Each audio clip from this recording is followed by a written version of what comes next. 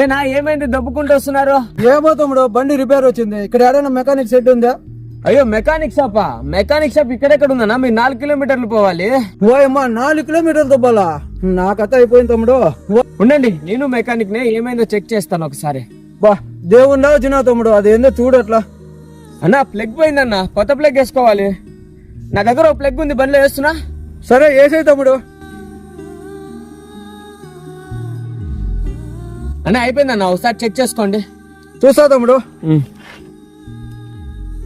అమ్మాయ్యా, బతికించావు తమ్ముడు. ఎంత అన్నా 150 రూపాయలనా?